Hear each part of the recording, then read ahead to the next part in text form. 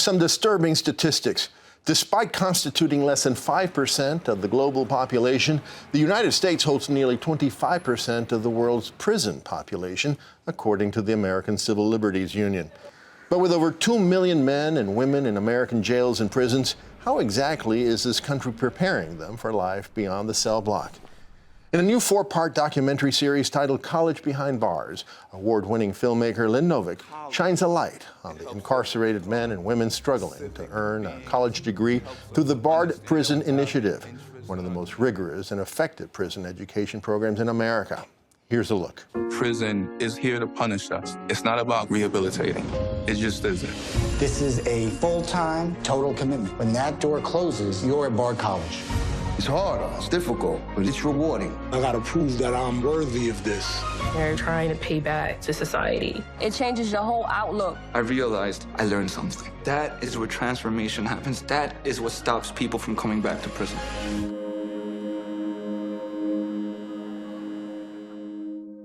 And joining us now is the producer and director of College Behind Bars, Lynn Novick, and Jewel Hall, an alumni of the Barred Prison Initiative. Welcome, both of you. It's an honor to have you here with us. Thank you. Thank you. So let me start with you. This 4-hour documentary series, it took 4 years of shooting, right, but it's actually, as I understand it, is a 7-year project if you take it back to its origins, right? So what was the origins of the project? How did it come to be? So for many, many years, I've had the privilege of working with Ken Burns and our producer, Sarah Botstein. And when we were working on our film about the Vietnam War, Sarah and I were asked to give a lecture inside a prison in a college class about the Prohibition series that we had made. And we went to the Eastern Correctional Facility and brought our film reel and had a conversation with students there. And during that class experience inside the prison, we were just totally blown away by the level of rigor, the seriousness, the focus, the maturity, and the kind of engagement with the material that the students had. As we left the classroom that night, we said to each other, wow, this is amazing. The world needs to know that this is happening. Someone should make a movie about it. And then we kind of thought, we're kind of busy right now with this Vietnam series. I'm not sure we really have time. But as it happened, I got a chance to teach in the program myself. And over the course of the next year or so, Sarah and I decided we just had to make this film. So, Jewel, what was your first impression when you learned about this project and that they wanted you to participate in it? Well, I don't like to hear my voice on the recording, and I don't like to see myself on film, but I felt that this project was important because I've witnessed guys on the inside who were in the recreation areas doing nothing, into everything negative. But when they got into the Barred Prison Initiative, they became the most intellectual, profound, considerate men I knew. So I felt the world needed to see this. So, Lynn, you show this in the film, that a program like this, or college education within prisons in general, has its critics. And among the questions that the critics raise, and you show them, is first of all, why do these men and women who committed violent crimes get this incredible benefit when I or my children who committed no crime do not get this benefit? Or what about the victims of these men and women? When the families of the victims see this, is that justice for them to see the benefit that these men and women are getting? What are the answers? I think one of the things we want to do is kind of reframe the question, which is 95% of people who are incarcerated will be coming home. And as Jewel was saying, if people are in the yard basically doing nothing, they will be coming home more or less the way they went into prison, or maybe in a worse place. So education is one of the most effective and successful ways that we have to help people transform themselves and come back to society ready to be fully engaged citizens. So it's really a question of human dignity and public safety. And we really want the film to sort of help explain that.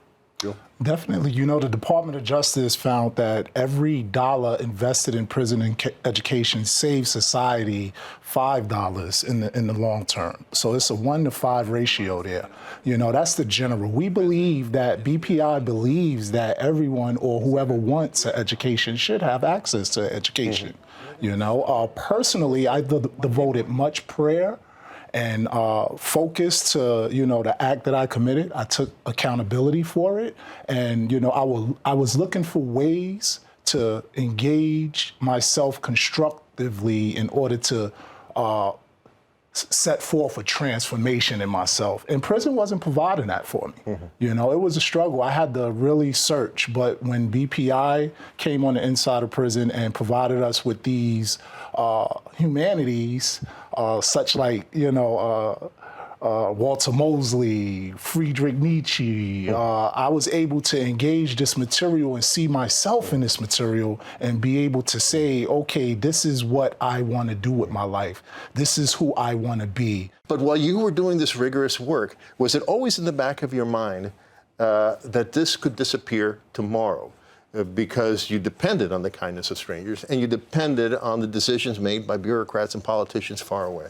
Well, that wasn't in the back of my mind. My mind was totally focused on my classes, my papers, and my professors, because that's how rigorous the work was. But, you know, Max Kenner and, you know, some of the administrators of BPI definitely explained to us, you know, the dynamics involved in funding this program, and we felt privileged to be part of it. And we tried not to get caught up in, oh, will we have this tomorrow or not? We just wanted to make the most of it. You know, in the film, you hear a number of the incarcerated men and women who are students at BPI say that they didn't really know what they were getting into. You know, some of them were introduced to coffee after they got into it because that's the only way that they could survive this rigorous regime. But in the film, you never see anyone voluntarily leave the project. Are some of the students, is it just that we didn't see it? Do some of the students get overwhelmed and leave? Well, I think we have an overall attrition rate of 2%, if I may. I will also say during the time that I was in the program, we hadn't had anyone who left the program. And I think it's because, not because people didn't find it difficult, but they saw that they were set up to succeed. We provided them with informal study groups. I made myself available. Many of my other friends and people on the inside made ourselves available to students to explain to them what this type of education entailed, how you would have to study to be successful. And we also had support from BPI Bard's campus itself, where students were willing to come in and tutor us on certain complex issues. Yeah, I think one of the things that many of the students spoke about and that we were really interested to capture in the film is just the sense of community among the students and how they support each other and the kind of the culture that is around the college inside the prison and actually bleeds out into the rest of the people who are incarcerated there as well. That's a question, because Giovanni, one of the students featured, says, you know, outside of the class, we're divided by race, by gang. Here we are not. A comedy develops, as you see in the film. Does that flow out to the general population? Oh, most definitely. You know, people in the population come to BPI students for books, for advice on how to write letters. We take part in organizational activities, recreational activities. You know, there is a trickle effect that happens in the population because people want this type of constructive engagement with their own lives. And once there's a oasis where this can occur, people naturally gravitate towards it. You know, Lynn, Rodney, who's a true scholar, is one of the most impressive people I've ever seen, says in the film that he is a student 24/7. Right. He is an incarcerated person 24/7, all at the same time. Right. How did you find these students juggling these two identities throughout the 4 years that you... That's a really important theme in the film, and just in our experience of getting to know people, that it's a constant dynamic. But one of the beautiful things that came across in many different people's experiences was sort of in the classroom, there's a sense of freedom that you really are so focused on what you're studying and learning and the engagement with the faculty and your peers that you, I think, where you are kind of falls away a bit. Or even in people are in their cell talking about that it's really the focus and the sense of purpose is a way to kind of escape from where you are for a time, but then it's always there. And Daniel Karpowitz, one of the administrators of BPI when I was part of the program, encouraged us to view ourselves as students in an institution, not prisoners in a prison. So that was a challenge that we took seriously and really worked to live with each other inside the classroom. So it was a definite process that I needed to take in order to re-enter into society Because overall, you don't have that chance to view yourself as nothing but a prisoner while you're in there. But viewing myself as a student made me realize I could take on some of the challenges. But a number of the students say, and you're one of the people who say something to the effect that, you also, during your years in prison, learned different kind of lessons, negative lessons. Definitely. How to be ever vigilant, how to be violent if you have to, how to pose, give a hard pose out of necessity. How difficult was it to unlearn those lessons?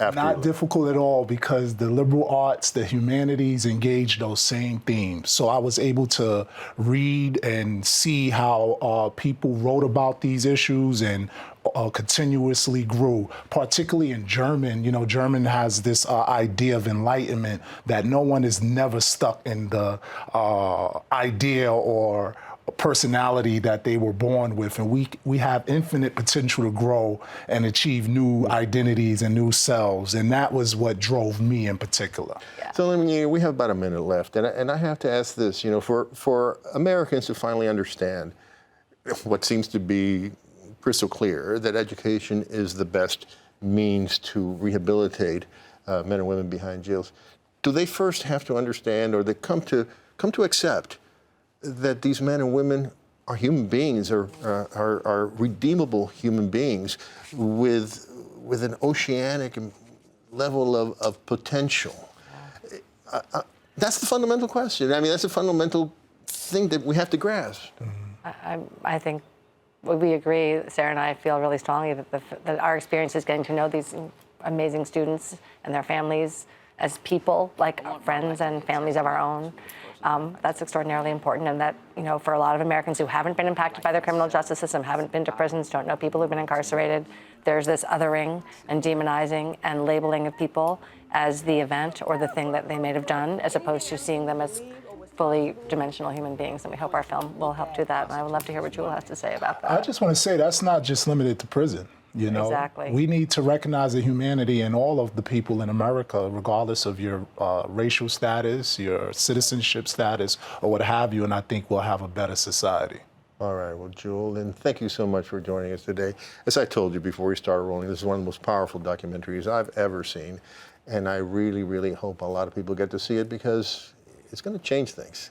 Thank you so much for joining us. Thank you. Thank you for having us. For more information on College Behind Bars, you can visit us at metrofocus.org.